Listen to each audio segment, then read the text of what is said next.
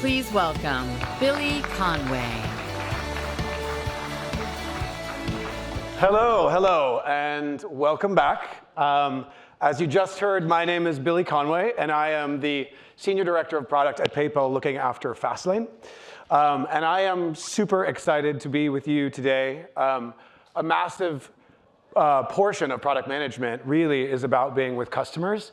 And I have already had a fantastic day, getting a chance to kind of get to know you better, get to know your businesses, and really talk to you about how we can help you win. And so just thank you so much for coming and participating in this event. It's such a luxury to be able to have so many of our customers in one place and to be able to go deeper into some of those conversations. So the next session is called Fastlane at Full Speed. And the objective is really for us to double click on some of what you heard this morning around the journey that we've gone through with partners and merchants, and really what brought us up to today and our general availability of Fastlane. What did we learn along the way? What can you take away from that? So the format is going to be a fireside chat. We're going to have two main sections. The first will be, I'll go through some questions that we've prepared. And then I had some great conversations with you today where I got a chance to augment that list with a set of questions that I heard from you. So we'll move on to that second section and talk through those. So with that, I'm going to bring up our esteemed guests, and they can join me up here on our panel, and we can get started.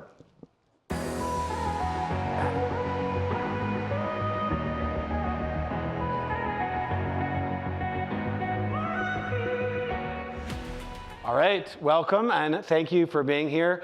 So you both know Kabir and Jordan already. You heard from them this morning, but we're adding Nicole Walker, who's the Senior Director of Strategic Business Development at BigCommerce, and Andrew Trainer, who is on the product team at PayPal looking after merchant experiences and integrations. Okay, so we're going to dive in customer first. So I want to start with you, Kabir, and we're going to talk a little bit about customer metrics or metrics. So I wanted to hear from you, when you started to look at Fastlane, like what were the problem statements you were thinking about? How were you translating those into success metrics? Like how were you thinking about your goals? And so just take us through that journey. Yeah, so as a merchant, a few things that we think about.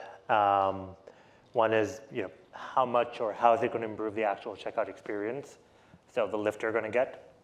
The second side of that is the risk, right? Like how much risk are you introducing to your checkout, which may be complicated because you have different taxes for different countries, shipping options, et cetera, and there's just a lot going on there. And then the third piece is how much effort do you need to put in to get that lift against the risk, right? So it's that whole risk-reward ratio. So I mean, when we looked at Fastlane, it was almost a no-brainer in the sense that like the amount of effort required from me was checking a box. The risk was minimal because it was complementary to what was already in my BigCommerce checkout. The fields didn't change. It was still the same email field. Like none of the steps changed for existing checkout users. And then finally,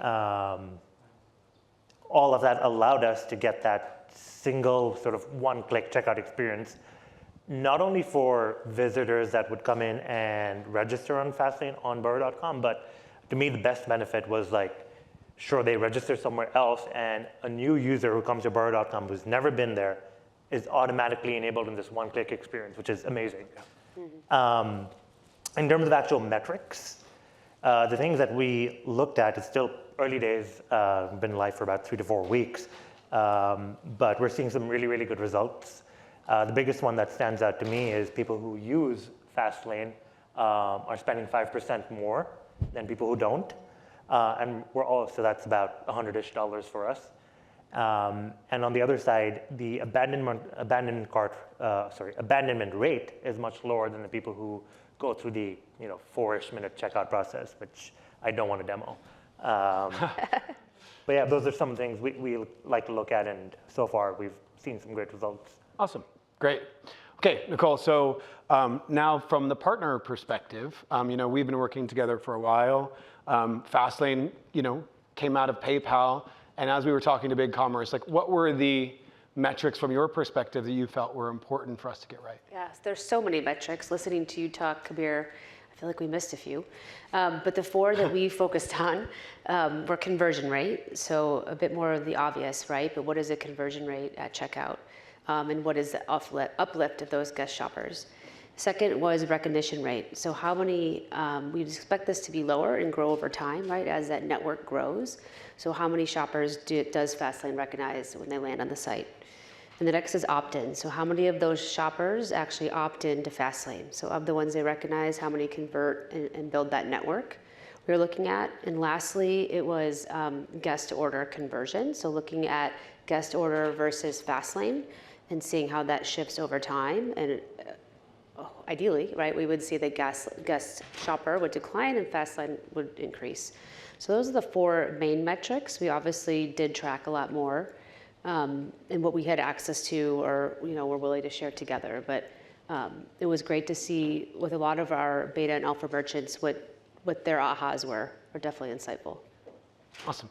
Yeah. So, and I would just say from the PayPal perspective, I think those were the same metrics we were looking at. I definitely felt like, that first time we went live and we saw that 80% conversion rate for Fastlane users, it's like a big breath of relaxation because we knew we had a product and we were seeing that that was a 50% lift from what the kind of normal guest flow for merchants were seeing. So that was fantastic. And then I think, as you said, we were seeing 30 to 40% opt-in rates, and like that grows. We're obviously coming with a network, but as you heard from JK earlier, that network vault, and the faster we can grow that network vault, we know that that's just going to translate to more and more value for merchants. And so it's kind of the gift that keeps on giving. Like we would expect that to only kind of get better and better over time.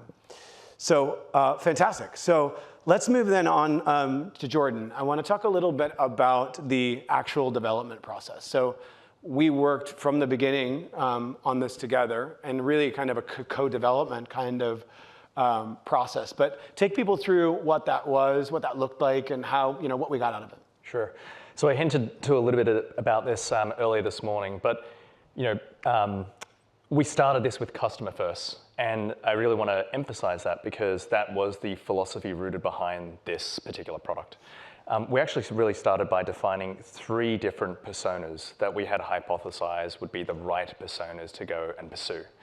And with that persona set in mind, we then co-collaborated on really designing out what would that concept design look like within the checkout. So we took those Figma concepts, we ran it through live customers to really understand, would this actually sit in the checkout? Would this work? Could they be bought into this particular product experience? And would they be proud that it actually fits nicely with their brand experience that they're trying to deliver? With that, there was a lot of iteration that we went through, a lot of validation again. And I know that you mentioned like once you see the 80%, that's when you really know you have a product. But I'd also like say even during that development process, hearing those customers, hearing the excitement, right? Like, we don't want to see a prototype. We want this in our checkout now. I think just seeing that tone, seeing that posture towards Fastlane really gave us a lot of excitement to have the confidence, yes, we're onto something here. And so from that, we transitioned out, went into development, and that was a lot of fun experience, right? I remember getting in the trenches here with the teams, and we're co-developing the product experience at the same time as the APIs, right? We're consuming the APIs, we're giving live feedback, and quite frankly, we love it. We love the fact that we're in there with PayPal, we're consuming the APIs, we're giving rapid feedback back, and the engineering teams they're listening. They're open to the feedback. We get on a Google Meet, we're talking about it, and then it's resolved really, really quickly. And so those really fast iteration cycles in terms of the feedback loop is certainly one of the key things that Big Commerce really appreciates, having worked with PayPal so intimately on this. And that's just like the development cycle, right? Once we had the product, then we really entered the testing phase, the validation phase. Nicole mentioned briefly the alpha and beta. So we did run this in multiple waves where we first looked at the customers who were on Braintree or PPCP, PayPal Complete Payments, and really tried to cherry pick the ones that we thought would be a really great fit to be able to test this. So that was the alpha. what we actually learned through that alpha is the same feedback. Great, we A/B tested it. We see it. We want it now. But we were a little bit more cautious, right? We wanted to have a little bit more statistical significance behind the data. We wanted to see that volume come through. So in many cases, we were sort of like pulling on the reins and saying, let's just slow it down. Let's just make sure that we have real confidence behind this. And it was really great, like coming out of alpha, going into beta, right? Being able to onboard a lot more of those clients. And the coolest thing is, I briefly mentioned it this morning, but through that alpha and beta process, we were able to gain even more confidence around just the different checkouts that were in the world, right? Checkouts aren't homogeneous, checkouts are very heterogeneous. And so being able to see, test, learn, understand those use cases, see how easy it was to activate, we got all of those learnings through that alpha and beta. And as we've seen, it's generally available now, and we're all super proud of what we've developed.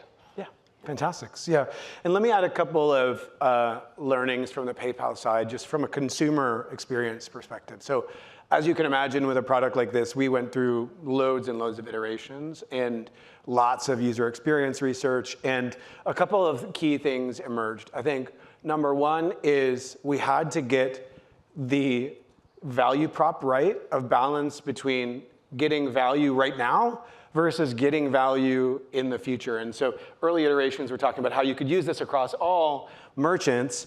But then when we tested that, actually what was testing better was that they were going to get value right now from that merchant. And so that was kind of one key learning. Another one was very much around the consistency of the consumer experience and how important that was across merchants. And like Jordan, you just mentioned heterogeneity. Is that the right word? And how merchants' checkout experiences are very, very different.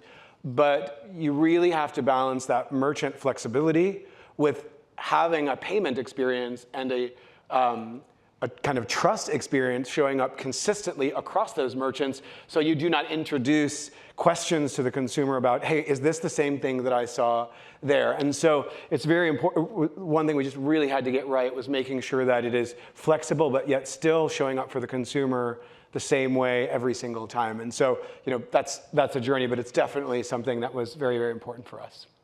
Okay, so now let's talk a little bit about integrations and technology. Andrew, take us through any learnings or decisions we made throughout the process and how we came to those. Yeah, thanks, Billy. So kind of like, how did we get to where we are today, right? So what I can tell you is we definitely did not just hit a grand slam, on the very first thing here, right? We learned a lot during the course of this project. If I look at, the very first decision we probably made here is, do we want our product to actually overtake checkout versus blend into a merchant's checkout? And kind of what we found is smaller businesses were pretty okay with just doing a fully hosted checkout, but when it came to having Fastlane adopted on a large partner like BigCommerce, that just was not going to work. There was too many incompatibilities there. So we really needed to focus on how can we get Fastlane to blend into the merchant partner checkout experience. So after that, the next decision point we had was, how much UI can we actually, or should we actually have for Fastlane, right? And a learning there that we found was that the more UI that we actually, hosted, the more incompatibilities that we saw. So for instance, on BigCommerce, we would have loved to, have this awesome address component that, had some address fields and stuff, but that would actually cause incompatibilities across the entire ecosystem. So we definitely took a step back there and we wanted to come back with more of an integration that's super highly flexible that you saw all today. And that kind of integration strategy honestly just kind of landed in our lap after that. So we have a highly flexible integration, which we think can maximize our adoption everywhere because we kind of return more data in that integration and allow merchants to kind of write their own thing.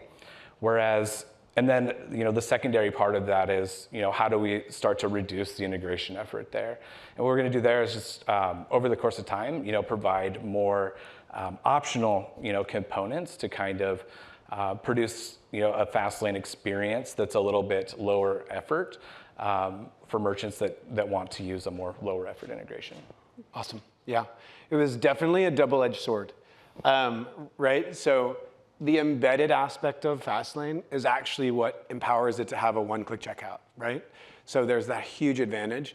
The other edge of that sword is we are embedded into the merchant's checkout. And so with that, requires us making sure that it shows up the same consistently for consumers, but just also is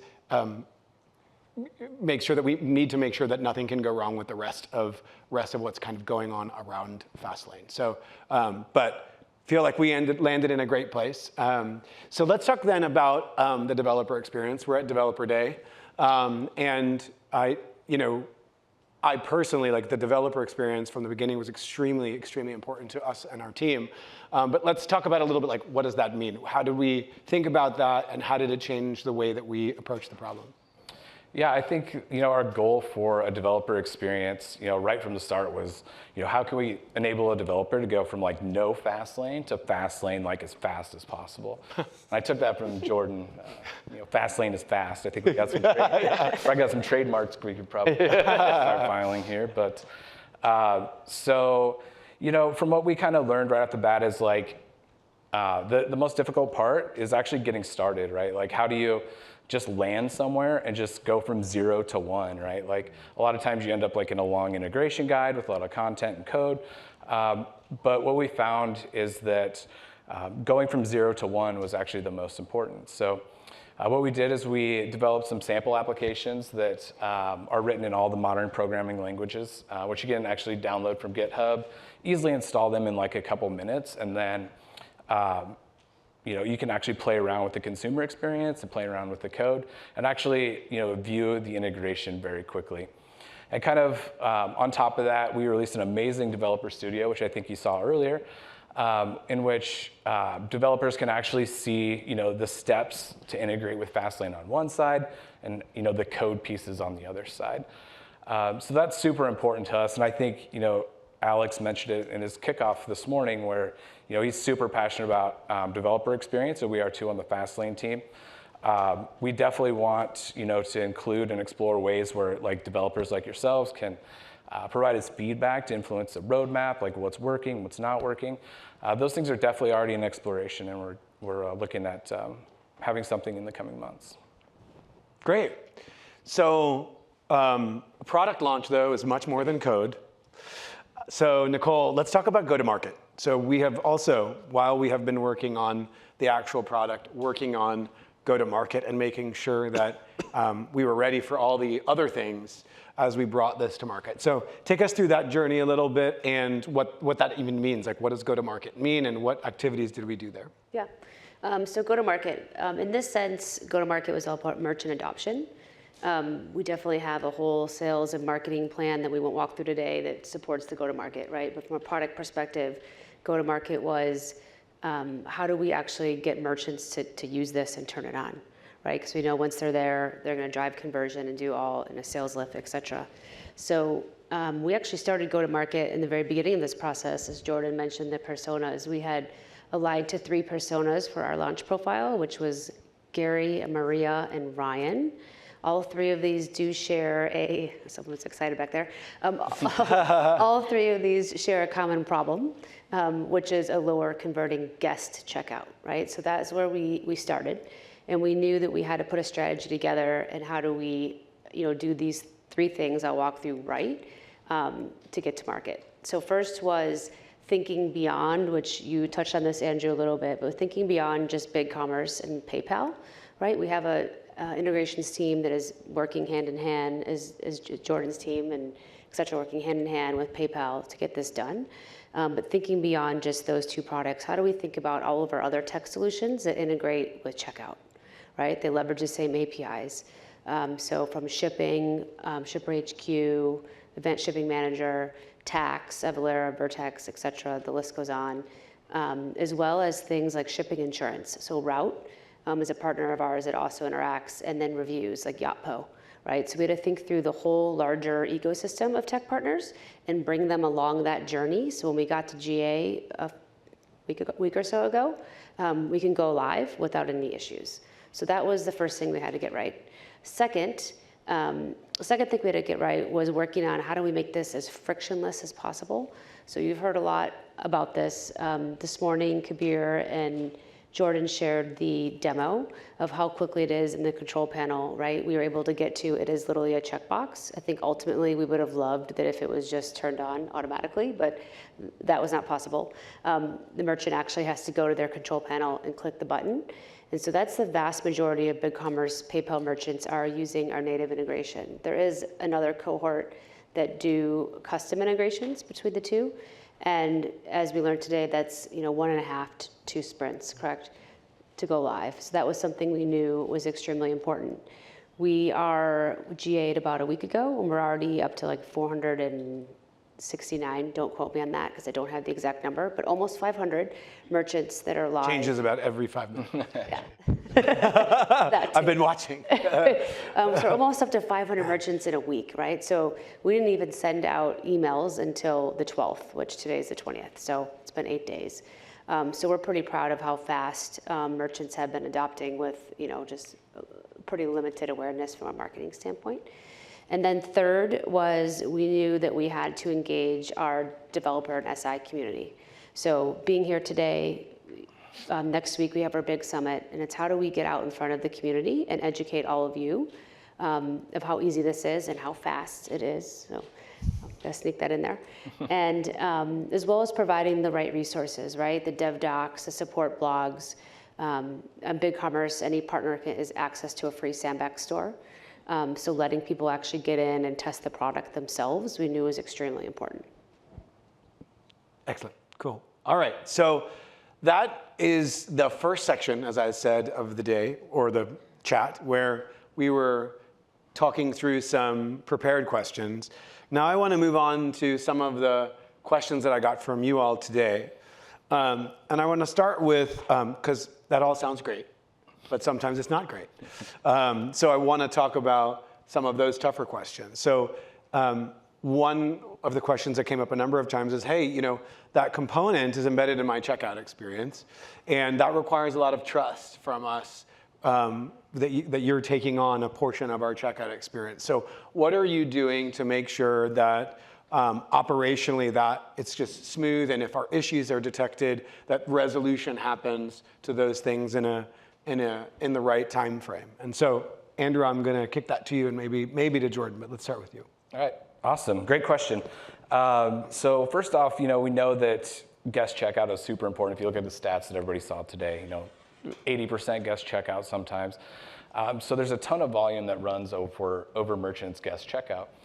So we know that it's super important, to have a product that is highly available and that we can detect issues if they do occur. So we definitely spent a lot of resources. We have a whole team dedicated to end-to-end testing, right? Like amazing, Liping is in here as well, heads that team. And we have, so any changes that we make and release are definitely end-to-end tested by this entire team before we do it. So we have very strict change control processes there. Another thing we invested in was monitoring. So if you think, not only preventing those issues from occurring, but also detecting bad things. And sometimes it's not even something that we released that was an issue. It's actually an integration that went live, right? That was like had some issues. Maybe they weren't passing some data correctly. We can detect those things, and we can actually alert either a product team or an engineering team, or even our customer service team to customer success managers who can reach out to merchants and kind of try and identify those issues and fix them as quickly as possible. That's always the goal. Great. So another one for you, Andrew. This group has now sat through a half day full of how to integrate Fastlane. In the process, were there any tips or like best practice things that you recommend for them? Yeah, a couple things I think we learned over the course of the early adopter program is like Definitely there are some style things that can really like massively change your conversion rate. So like even in our experience, we made like some very small adjustments to some UI, which has completely changed the conversion rate, to the positive side. And so we definitely have, like best practices that we want to follow. We list them on our guides. So really paying attention to those really minor details, I think, is super important when you are, working with Fastlane, really anything, because like the smallest changes can really, affect the conversion rate. And I think like, moving forward, we definitely have, these highly flexible integrations. We have component integrations, right? So we have best practices for both. And cool. Yeah, I'm just going to double down on your comment.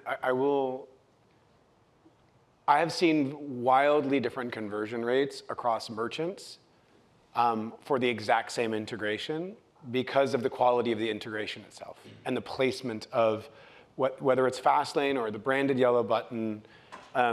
Many times when we dive in to help a merchant optimize their conversion rate, we find that the actual placement of the button or the way the integration has been done is the thing that is actually impacting the performance of the conversion rate more than anything else.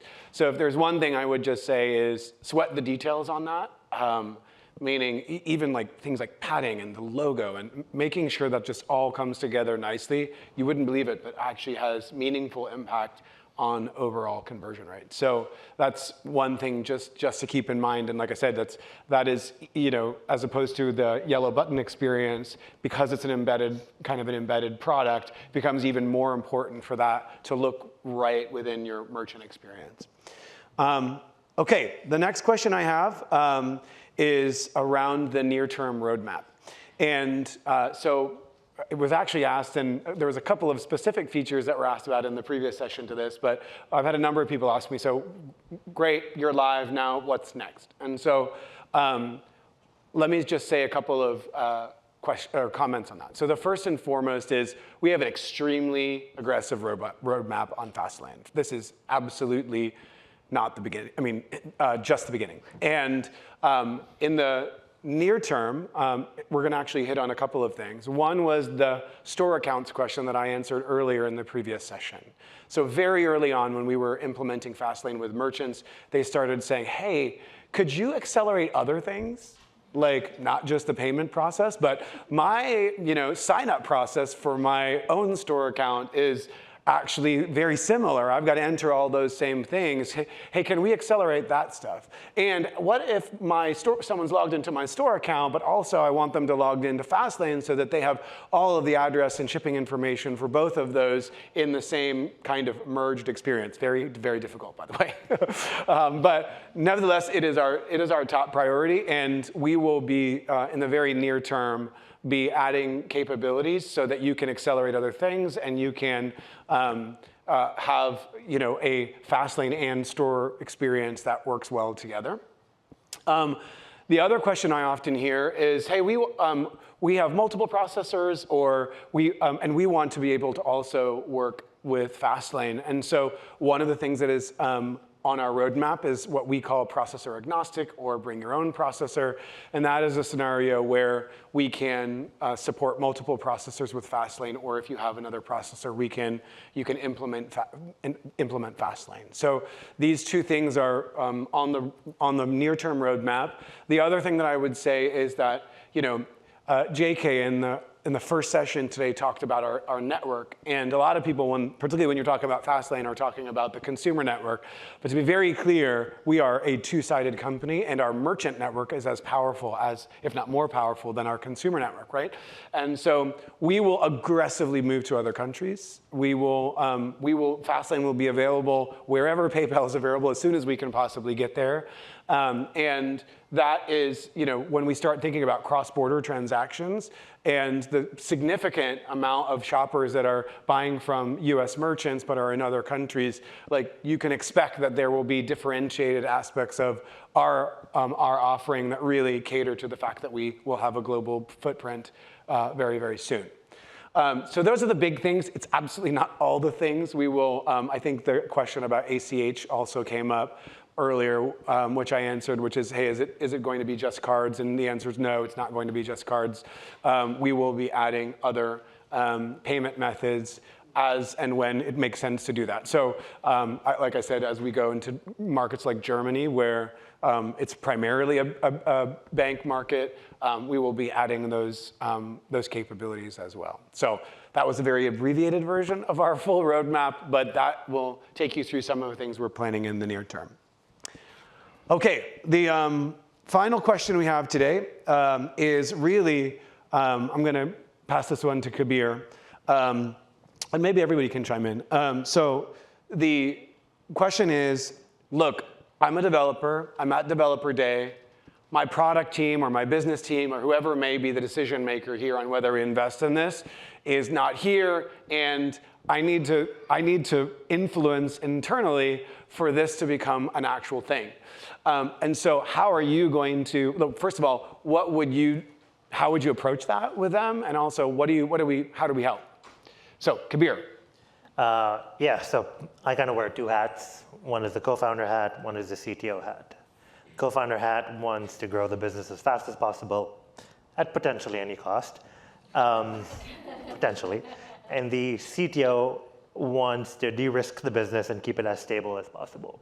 So as a CTO, I need to evaluate every opportunity with my 2.75 developers that I have here or there, and make sure that they're doing what is top priority for the business. So I guess what came in with Fastlane was, hey, we don't need a developer to work on this. We need someone to go in and configure it, which luckily was that flip of a switch. The other thing we looked at was, and I'm kind of reiterating some of the stuff I already said, but this is how I landed on the decision personally. The other side was, how does it change what we have today, right? Like, we don't want to disrupt visitors. We don't have the people to QA this new thing. How is it going to impact that? Well, here's the good news. It doesn't change the existing site.